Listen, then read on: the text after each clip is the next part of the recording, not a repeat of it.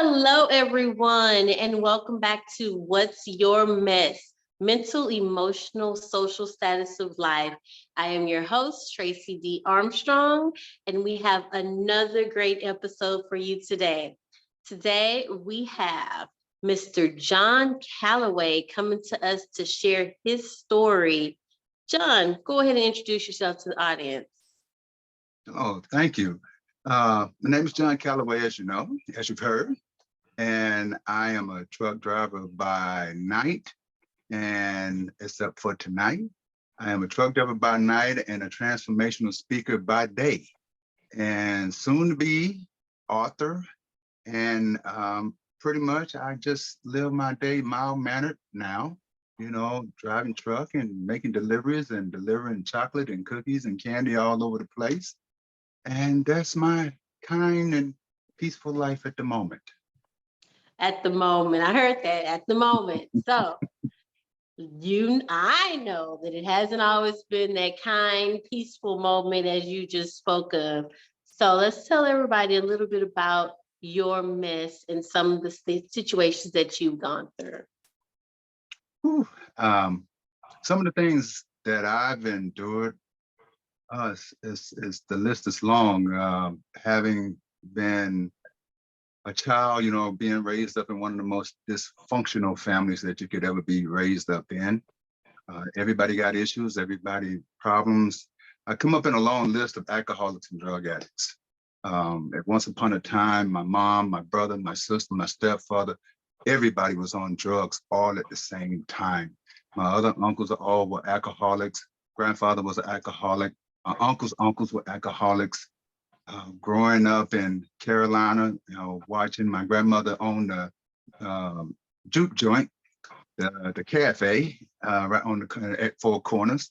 And so naturally growing up in that environment, I got to see a whole lot of things that a child should not have seen, but that was part of my life and the part of growing up at that time.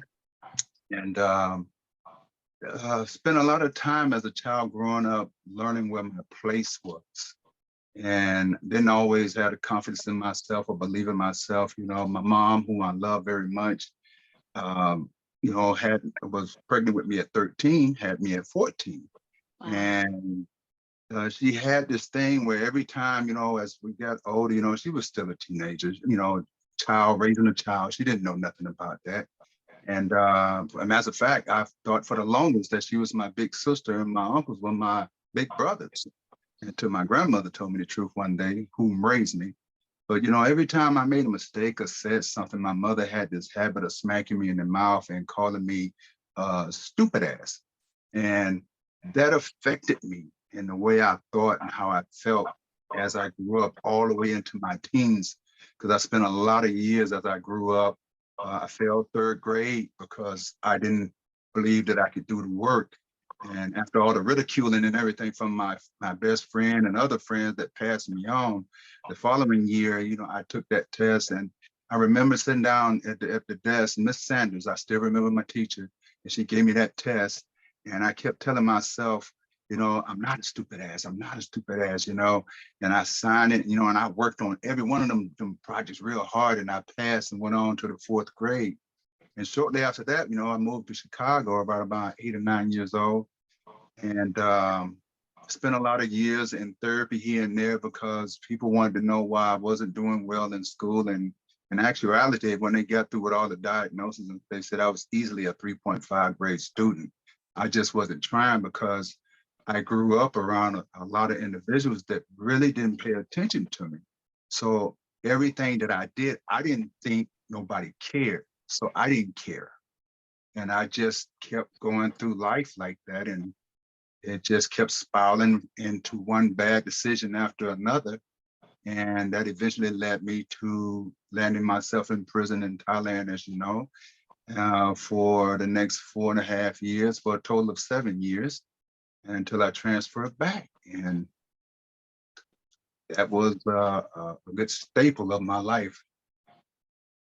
Okay, and now Thank you for sharing that. Because as I'm listening, like I can really think about like I have several students that I know experience that type of situation and to where they, feel and think the same way. Now, I want to ask, because you just said you ended up in prison in Thailand.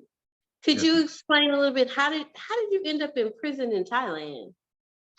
Well, it was, I could have avoided it, but it was a little bit out of, I say fear.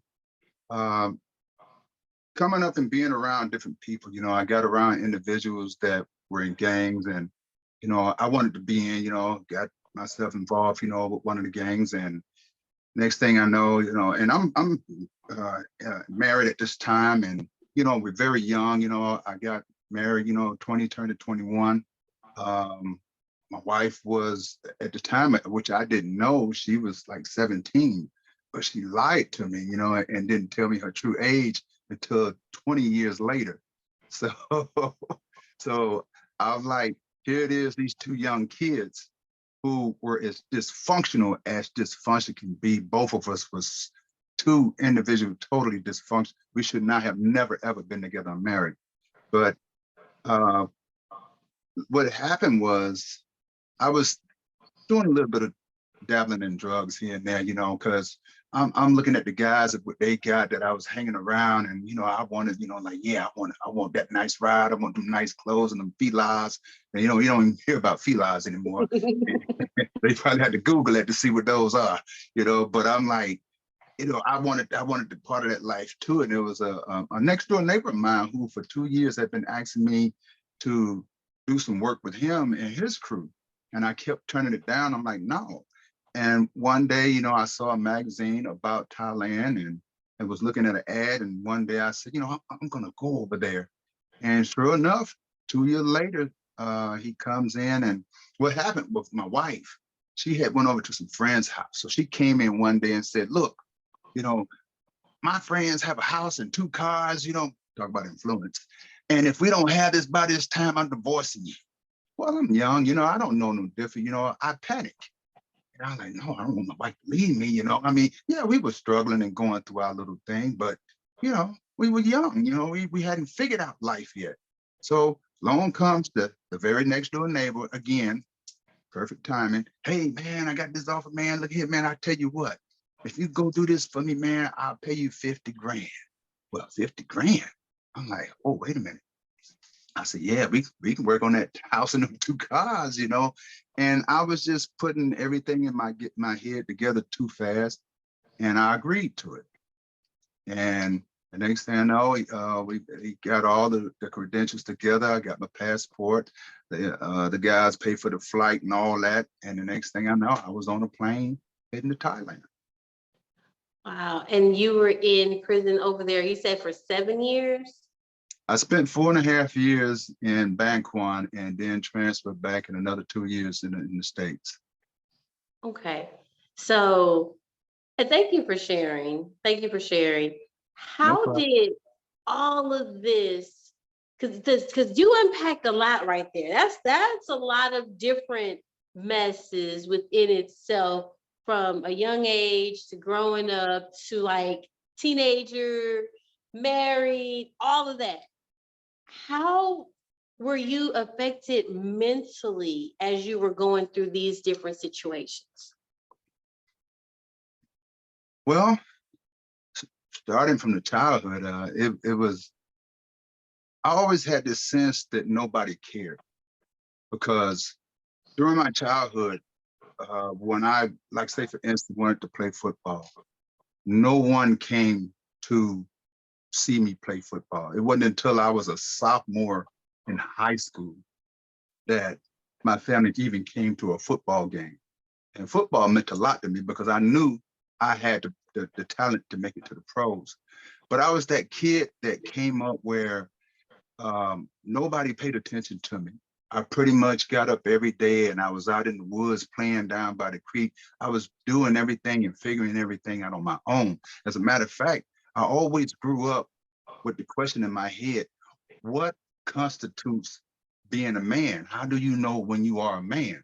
Because as you know, back in the day, when you turn 18, it was expected that, hey, when you turn 18, you leaving the house, you going out on your own. But the thing is, as I was growing up, I always wondered because nobody, no male or nobody in the family taught me what it was about being a man. There was never no, let's play catch together. There was never no, let me teach you how to play baseball. There was never no, hey, let's go, let me teach you how to fish. It was never none of that. My grandfather, my uncles, my uncle, no male in the family ever sat down with me to teach me what it constituted to be a man, how to be a man. So everything for me growing up was by trial and error. I was just making bad decision after bad decision, coming up. And the only thing that was my saving grace, like in high school, one of my friends just talked to me about this the other day. How did you get the name Crazy Johnny Calloway in school? And I said, well, it's because I made everybody laugh. I said, not because I did anything goofy or crazy or wild stunts. I said, I had the ability to make everybody laugh. That's how I got my attention. That's how I felt somewhat needed or wanted, or, oh, I could fit in. It was making everybody laugh. And as I continued to grow, I still was stumbling and fumbling through life all the way until I became an adult because I didn't know what I was doing. Nobody never had showed me what to do. And going through high school, I was going through all these therapy sessions and things and stuff because everybody thought something was wrong with me. And yes, I walked around, I was angry for years. I was so angry that I tell people, I didn't even know who was my ally or who was my foe. Because when anybody, tried to help me, I would attack them. Like, who you are, you don't know me, why you all interested in my life? Why you in my business? And people were actually trying to help me. And I had got so bad at this that to the point where nobody wanted to bother with me. And then I had to go through this lonely period of this me, myself, and I attitude. Like, that's all right. I don't need nobody. I can do this on my own, And I got up and I went through life many years, just me, myself, and I, solo until I die. That was my attitude.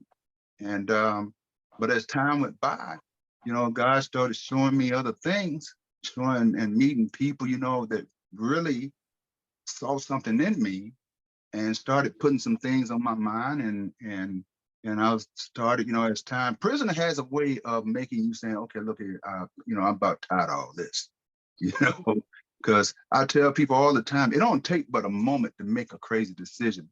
But I say in prison, you have plenty of time to think about that decision. That's the show. And you will think about it, and it won't take long before you like, what, if I had a just, but it's too late for that. Now you got all these years to serve on that one decision. Wow. And you answered what I was just about to ask. I was going to ask you as far as how did it affect you emotionally, but like you said, with all the anger that was built up emotionally, you only really expressed the anger, and then that led to your social stat, like socially, you like did like you really, like you said, you were by yourself.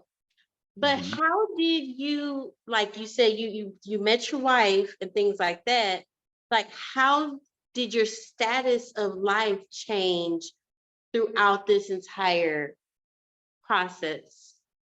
But through the early years, even with being married, because of the fact that I didn't know what I was doing, I didn't know, nobody get, when you get married, there's no manual for how to be a great husband or a great wife. There's no manual for that. So I actually got married, believe it or not. I wanted to, all the dysfunction I saw in my family's marriages, my uncles, my auntie, my grandmother, my grandfather, my mother's marriage to my stepfather was very abusive. And it was just crazy because they were always fighting and always carrying on. And, being a young boy, you step in there and you're trying to help your mom, but you end up being the one get beat up the most, by both parties, because, they slinging and throwing things, like, wait a minute, hold on, man, y'all beating me up, and it got so bad to the point one time I watched my stepfather kill his mistress in our front yard. And I watched her kids, because her husband, had came and he had the whole family. And he found out about the affair and he came to our house and he was actually shooting. at my stepfather, and I'm in the field just to the left of them, and I'm looking like, wow, what's going on here? And his mistress got out, the gentleman's husband, wife, she ran to try to run between them because they had their kids. And she ran, and our yard was on like a grade, it was slanted. And so when she ran, my stepfather was going in the trunk of his car. He had a sawed-off shotgun. So as he was grabbing his shotgun, she was running to get in between the gunfire. When she got to him, her momentum in the grade of the yard, she grabbed it, they fell, and it went off, killing them. And I remember watching the kids, they were trying to drag their mother, to get her in the car. And I remember every morning, when I went out after that, there was this humongous puddle of blood, nobody washed it away. That's where my bus stop was. And I watched this blood, until it dried up into a black spot, and I never forgot that. It was seared in my head. So being a young man, getting married, I wanted to be better than my family. I'm gonna get married. I'm gonna be married for 40 or 50 years. But the thing is, because I didn't know what I was doing, I was just making bad decision after bad decision, that I got married and ended up being just like my family. I didn't set out to be abusive. I didn't set out, to hurt my wife in any kind of way, or to be an adulterer, or none of that kind of stuff. It's just I didn't know any better. I was just acting out what I had been a part of and what I seen. I became like everybody else, even though that's not what I set out to do. So as time went by, when I made the decision to go to Thailand, I was trying so hard to please my wife and make her happy. I wanted to be a good husband. But by us being young, I was just making irrational decisions. We both were. And when you're young, you're not even thinking you're making an irrational decision. You're just making a decision and you think it's cool at the time. And I just kept making decisions that kept hurting us. And we were trying to have that fairy tale life, the house and the two cars and living well, but we didn't know how to. And when we did start making, when I started driving truck and started making good money, we were just blowing it off, like most, on all the filars and the leather outfits and, all the nice clothes that we were stunting front. And that's about all we knew how to do. And it just all, hey, it all came to a halt when I landed myself in a prison in Thailand. So from there, and with everything that you went through, and I'm just listening and I'm like, oh, wow, like for real. How did you clean up that mess and how did you overcome and come out of those situations? I have to say, being in Bangkok, being in Thailand, I tell everybody that was the best thing that ever happened to me, because it slowed me down. It made me see my life for what it was. And don't get me wrong, when I went in, hey, I was a lunatic the first 2 years because culture shock, and I didn't know what to expect. I didn't know what to do, how to handle it. Here I am in a foreign country. I'm in a prison. Nobody hardly is speaking English, and everybody's talking something I don't understand. And I'm like, okay, but you got people that are manipulating, people that steal from you, people trying to use you, and all these things. So I had made my mind up. I said, you know what? I'm gonna show them. I'm gonna find the craziest individual in here, and I'm gonna show them that I'm just as crazy as them, if not crazier. Now there were a couple of guys that were a bit beyond the crazy, and I was like, no, I might get too much more time for that, if I try some of the stuff they doing. So I was like, I ain't trying to stay here forever, But as it went, I started getting, believe it or not, I started getting a hold of literature, books. Um, Actually, just before that, what happened was, as I said before, when I had got shortly after got out of the military, I was fighting a racial discrimination suit in the military. Now, although there was a hellacious fight, I got out with my honorable discharge and everything. But it was very stressful. And that's what partly led to me to being in the VA in the psych ward for a couple of months because I literally had a breakdown. And while I was in Bangkok, I started to have that breakdown again. And I was like, oh God, no, I can't, not here, not here. I couldn't afford to break down there because, everybody preys upon you when they see weakness. And I wasn't going to allow that to happen. So what happened for me was I asked one of the Nigerian brothers who was a Muslim. They had a Muslim cell across from where I was in the cell at. And I went to him and I said, Yemi, his name was Yemi. I said, Yemi, my brother, I need to pray. Ask the brothers if I could, become part of the fold, so that I can pray. And I know, hey, they prayed 5 times a day, but I really felt I needed to pray since I grew up in church mostly all my life, but I said I needed to pray. So, he said, I don't know, I'll talk to him, my brother, and I said, okay, cool. Next thing you know, they said, yeah, I could come into the fold, and I'll never forget. I got in, I got my sarong and my kufi and everything, and here we are, we're Allahu Akbar, and we're doing everything. And I remember that night, I sat down, I had my rosary beads, and I was sitting down, and it was alhamdulillah, alhamdulillah, alhamdulillah, over and over and over. And I remember I laid down and I went to sleep, and it was the best sleep that I ever had. Mm. And I woke up the next day, and I remember looking up and I said, thank you, Lord. I said, thank you for allowing me to rise and shine, to see another day you have made. I should be glad and rejoice in it. What will you show me today, Lord? And I woke up every morning, I kept telling myself that. And then afterwards, I started getting literature, believe it or not, Think and Grow Rich was one of the first books that came across my hands. And I'm like, Think and Grow Rich way over here. I'm like, wow, and I started reading. And then the next thing you know, I came across The Long Walk to Freedom, Nelson Mandela's book, Mhm. Celestine Prophecy. I started reading it. That was a pivotal book for me. And then The Peaceful Warrior by Dan Millman. That right there, my heart, I love that book. But one of the things that really got me was the autobiography of Don King. Don Mm. King was in prison. Everybody know Don King. Well, everybody back in the day know Don King as the famous boxing promoter for Muhammad Ali and even Mike Tyson and some other folks, Larry Holmes. He was in prison. He went to prison for manslaughter. Mm. And upon arriving at the prison, he stepped in and he took a look at his surroundings and he said, you know what? I am not going to serve this time. This time is going to serve me. And when I read that, I was like, oh, it was like something went off. And I said, I'm going to do that. And that's when I started, saying, I'm not going back as the same man as I was when I got here. And I was Mm. determined that I was going to turn my life around. And I started doing that from inside the prison until, I finally got on out. And it was amazing because people that knew me in the beginning, when I started, people would come like, man, I can't believe that you're the same person.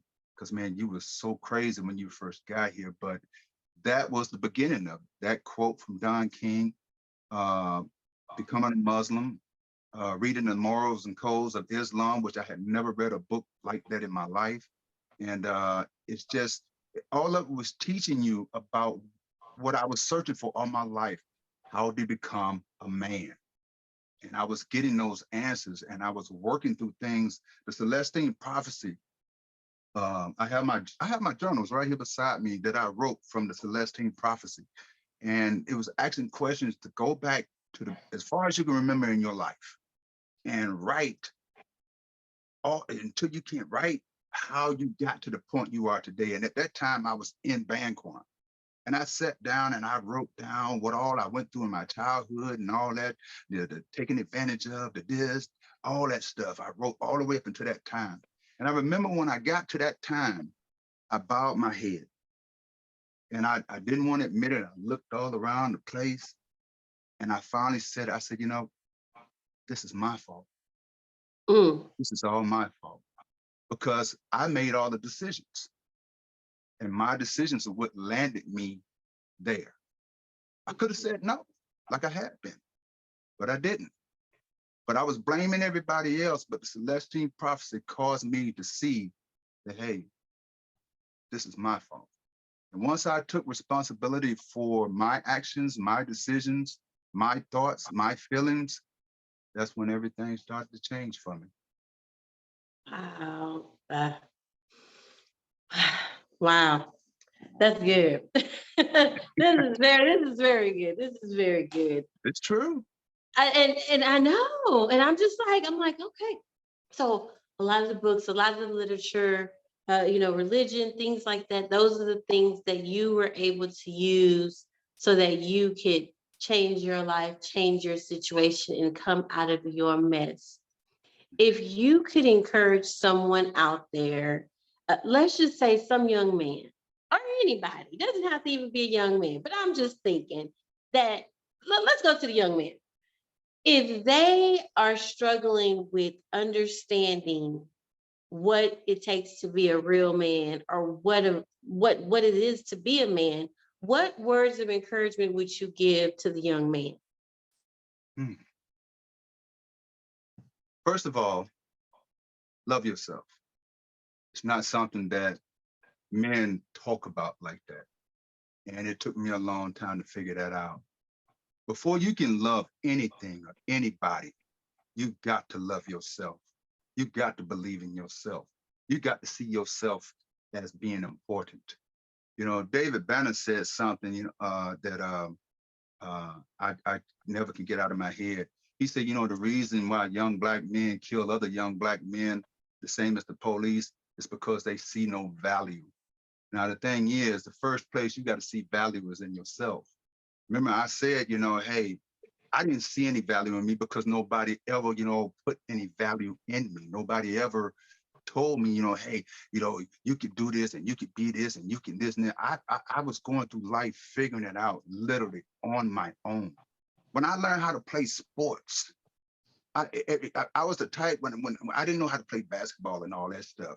And I would go out and see the guys playing and they would play 5-on-4 just so they didn't have to pick me.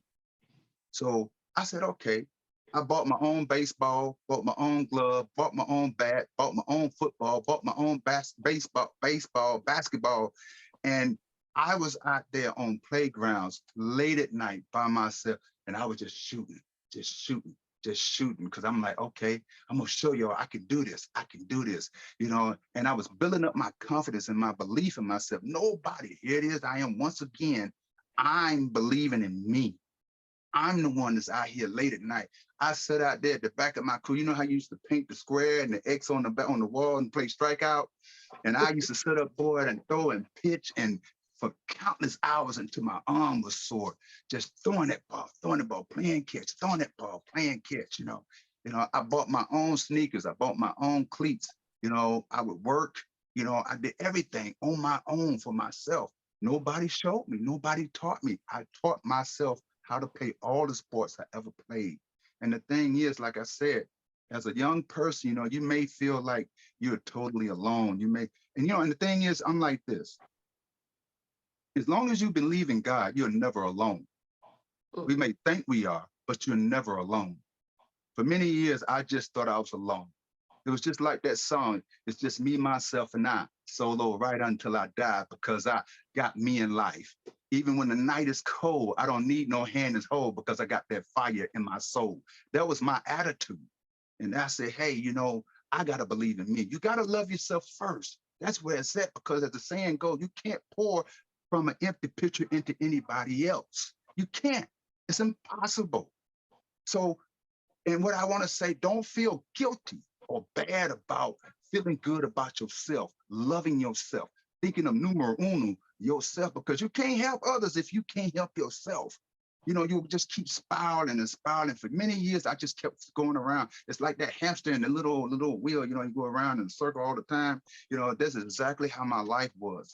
And until I finally, learned how to say, what, I ain't taking this more. I am somebody. That's why I love that doggone speech by Jesse Jackson. I am somebody. I might be a garbage collector, but I am somebody. I love that, because I am somebody. And it took years for me to finally realize that, hey, I'm important too. I love me. And when I stopped thinking that it was weird to say, I love me. I went in the mirror in the bathroom one day. I'm gonna tell you, it's one of the hardest things you will ever do is to go in the washroom and look yourself in the eyes and try to tell yourself, I love you. Try to admit your faults and your shortcomings to yourself. Look in your own, you can't even tell the truth to yourself. It's Hmm. very hard. And people lie to themselves all the time, which is why there's so much madness going on out here. Because the thing is, if you don't have no hope, that means you don't have no faith. Because faith is what keeps hope alive. And people got to understand that. It wasn't until I started learning, hey, to hang on to my hope, to have faith, and to believe in myself. It don't look like nothing may happen in the beginning. It may look like, hey, ain't nothing going on, ain't nothing happening, ain't nothing changing, but just give it time. You got to be patient with yourself. Don't beat yourself up. Love yourself. And I'm telling you, especially with us young African Americans, we are not used to hearing love. We think, when you say love, oh, you a punk ass or something like that. No, it ain't nothing punk about no loving yourself and believing in yourself. Ain't nothing punk about that. But you got so many people, oh man, you sound like a punk, man. No, okay, well, okay, I'll be that punk. But I'm finna go over here, man, and do some loving on myself, just grab yourself and I sure love me. It don't make no difference what nobody think, how it look. Just love yourself. I guarantee you, man, when you start loving yourself, you're gonna believe in yourself. That's when everything started turning around for me. It was a foreign concept and feeling to me in the beginning. But when I finally started realizing, hey, there's something to this, that's when I started making better decisions. That's when I started learning how to say no without feeling guilty. Like, no, I don't want to do that. Hmm. That's when my whole everything. And one other thing, and remember, like people don't talk about this enough. The only thing that you can change is you. You cannot change people. You cannot change other people. You can't change your homies. You can't change other people's opinions about you. Your opinion don't matter any damn way. The only opinion that shouldn't matter is your opinion of yourself. Because most people will never succeed past their own perception of themselves. Because whatever you perceive, whatever the mind perceives to be reality, that is the reality that you're going to live. Whatever your mind perceives to be reality, that's the reality that you're going to live. Whatever you believe about yourself, that's how you're going to live. But you change that reality. Change that reality. There's a whole nother world out there for you. There's a whole nother way of thinking. And believe me, when I discovered that, it was like being in the Matrix, boy. It was like, wow, I can't believe this. This stuff is really real. It's true. But then I started, walking in that and stepping in that. I kept walking in my truth every day. People started, oh man, what's with him, man? He this and he that, And even my neighbors and all around here where I live at, they're like, man, you don't mess with nobody, man. You come home, man, you see somebody, you just, what's up? And you go on in the house. And that's it. I do not do anything more than that. Like, yeah, what's up? Keep it moving. I ain't got time to listen to all the neighborhood gossip and all this and this and that. I'm on a mission. I got something to do. Hmm. And that's what they have to do. And let me just ask you one last question, one more question. How did you become how did you, transition into transformational speaking? Ooh. The story behind it, there was a gentleman by the name of Steve. I'll just say his name was Steven, when I was in Thailand. Steven was a award-winning journalist that somehow doing a story on the drug trade in Thailand, he ended up getting caught up and put in prison with us. And he was the gentleman that sent me the article because Penthouse Magazine wrote an article about me that I didn't even know about. It was all because of my mom. And he sent it to me, and that's how we got acquainted. So one day, he managed to make it to Bangkok where I was at, and I got to meet him. and Steve had a breakdown, and nobody wanted to help him. And what was crazy was that one day, as foreigners, we only got one meal a day. We got a bag of rice and a bag of soup. That was your meal for the whole day, each day, one meal. And yeah, it was rough. That's how come I went from 210 to 179 pounds. And so one day I was hungry, and Steve, Jewish man, was had, they say we're not supposed to have certain things in prison, money, but it is there. Okay. And I asked him for a little bit of money one day. They had this boiled rice in a pot. And when you put that condensed milk in it, because we had, instead of commissary, they call it coffee shop. And you put that condensed milk in, it tastes just like oatmeal. And I was hungry. So I go to Steve, I say, hey, Steve, would you mind helping me out, get some milk, man, so I can, get, and he said, no, he refused me. I said, okay, thank you. I appreciate it. So, I went on about my business. But when he had his breakdown, no other Americans, nobody would help him. He ended up, and I'm getting to the point of the story. He ends up, breaking down, and nobody would help him, not even the other fellow Americans. Now, in the military, I was always taught that we don't turn our back on our own. We bring ours back with us, So when I saw what was going on, he was about to get beat by the guards one day, and I saw what was happening. So I went and I stood behind him. He was in their office, in their area, and they was pulling out these long sticks and stuff, and they was telling me, John, pie, pie means go, and I was like, no, I'm not leaving him. And so I saw one of my other fellow Americans come by, and I said, Cliff, I need your help. I need you to grab his legs while I grab him by under the arms. We got to get him out of there, man. They're going to beat him. So we managed to get him out and save his life. And he flipped out, and I was the one that stood by him. As the story goes, one day when he finally comes back to himself, Steve sits down with me and said, John, have you ever, listened to your self-talk? I said, man, hell no, man. Ain't nobody sitting around listening to their self-talk, even though I did have plenty of them talks, to myself, you know what I mean?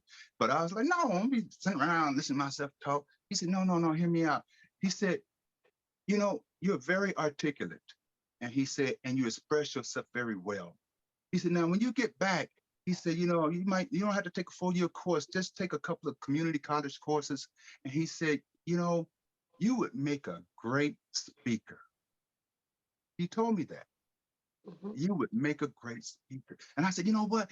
Man, there's plenty of ninjas, man. That's my safe word. There's plenty of ninjas, man, out there, been in prison, and they this, that. And he was like, no. He said, how many African Americans have been through what you've been through and lived to tell about it?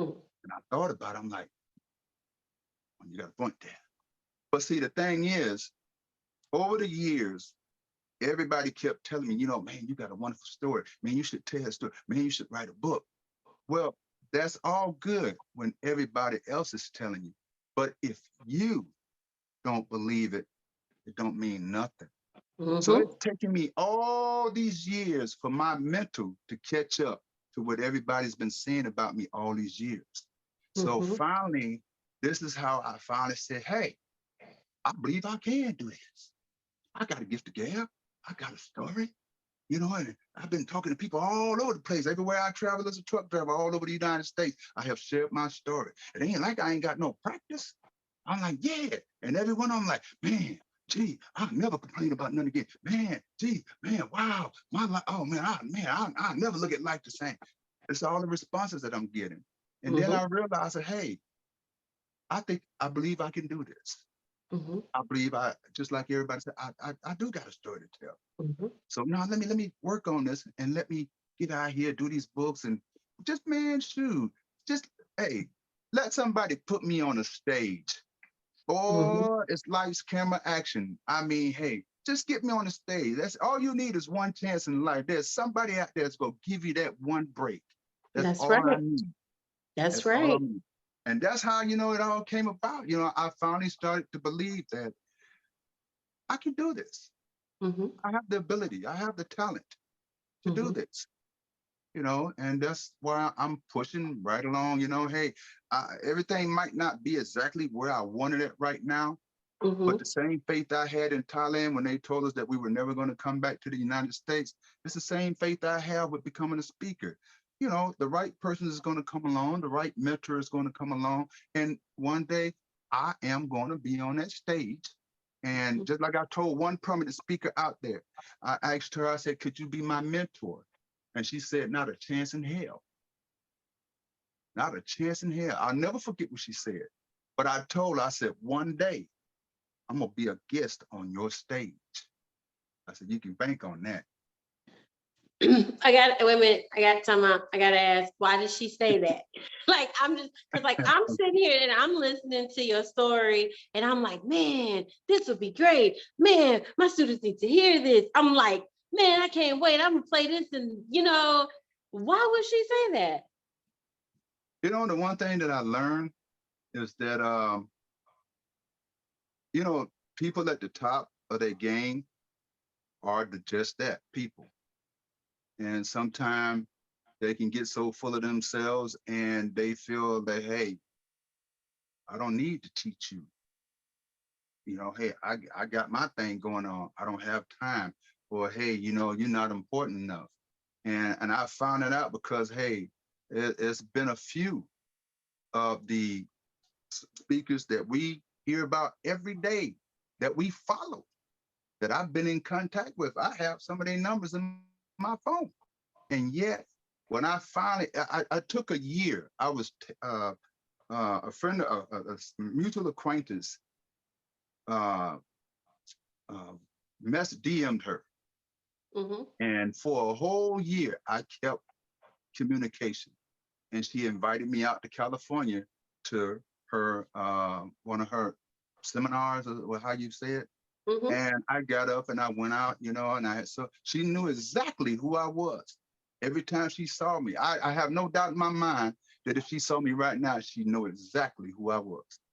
Mm-hmm. And so when we finally got together, and I got along with her, I said, hey, so is there a chance of you mentoring me? And without any hesitation, she said, not a chance in hell. Now, I said, thank you. I appreciate your time. And I started to walk off. And she said, no, no, no, come back here. And she said, well, where's my hug? And I actually have a picture, somebody took a picture of us hugging and I'm kissing her, and I still, I posed for the picture and all that. And I started to walk off. But I told her, I turned around, I said, I will one day be a guest on your stage. I said, you can count on that. Mm-hmm. So, if one door closes, there's another one's going to open. I don't Yeah, get all bent out of shape and stuff when this doesn't work out or somebody promised me this and promised me that, because what God has in store for you, can't nobody stop it any damn way. that's Can't right. nobody stop it. So I'm not setting up, hey, it's like, Mr. Sorrentino said, and I love Mr. Sorrentino, and Mr. Sorrentino has said some of the, I mean, most heart touching things to me. He believes in me. He believes in my ability, my talent, and I'm gonna make sure I don't fail that. I'm gonna make sure I don't let him down.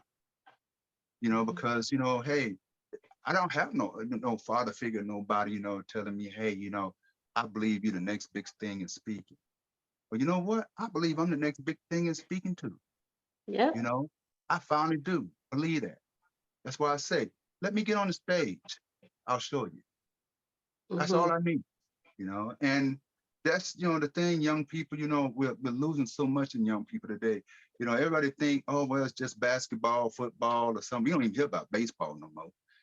And they think that's the only two things that they can succeed in, but it's not. All of us are not going to be NBA players and NFL players. We're not going to be that. So there's other things that you could be great at.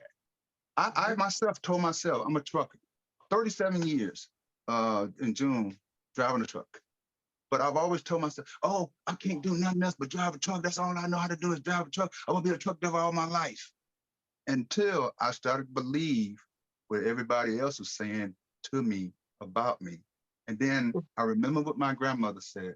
She said, son, she said, if your name is coming out of everybody's mouth, take heed, son, because they all can't be wrong.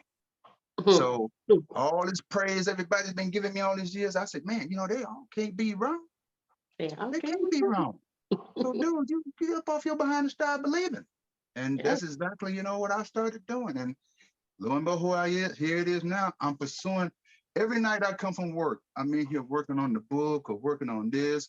I'm learning this chat GPT and all these other things, and I'm an old timer. And I used to go around, oh man, the government gonna be watching you. I can't learn that stuff, this and that.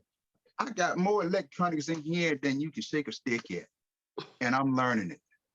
I surprise my nieces and them every time they talk to me like, wow, Uncle Johnny, wow. I'm like, yeah, I'm getting this stuff down. This is why I say, hey, I'm about to revamp all of my Pimpin' Life page and everything else. Positive individuals making progress in life. As you see with my hat, positivity, I'm branding myself. I'm doing everything. I'm learning what it takes to do it. I'm not telling myself no. I'm not telling myself I can't do it. I'm believing I know I can do this. And that's what young people, so many of them are losing hope. And a man with no hope is a dangerous person. And we're seeing out in our neighborhoods and things just what that is creating.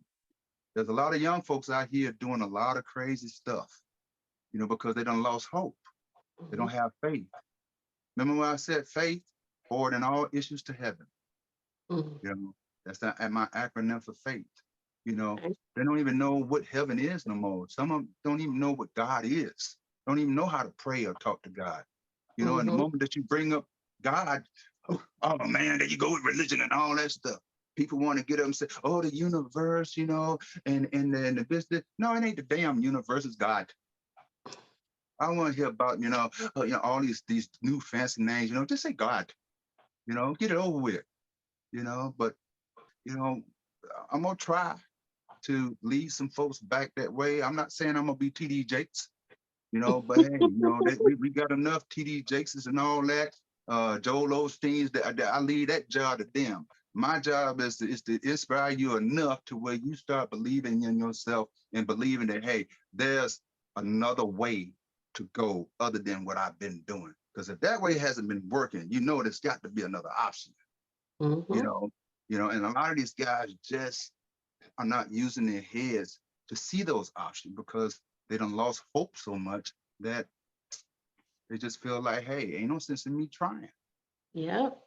And you remember I said that, earlier, I felt when I was growing up, hey, don't nobody give a damn, so why should I try? So I understand that feeling. So you have given so many words of encouragement. Like there's so much in this story, all of the stories, okay? And I don't know if you know, and I know, like you said, people have told you this before, but like I'm just gonna add to that. You have so many amazing stories that will help change other people's lives. So I 100% support you in your transformative speaking because I believe that all of your stories are going to have a positive impact on someone else's life. So before we leave, are there any last words of encouragement that you would like to leave the listeners with? Just keep your hope alive, keeping an open mind, always believe in yourself, always, keep that shine. Don't let nobody dim your shine. And most importantly, keep the true gangster divinity in your life. G-O-D, God. Awesome. And don't let nobody dim your shine. Love it. So as we conclude this episode, as I always like to end with the famous quote that says, if you want to stay sad, live in the past. If you want to be anxious and worried, keep thinking about the future. But if you want to be happy, live in the present and focus on those things that you have today. This is Tracey D. Armstrong with What's Your Mess? Have a good one, y'all.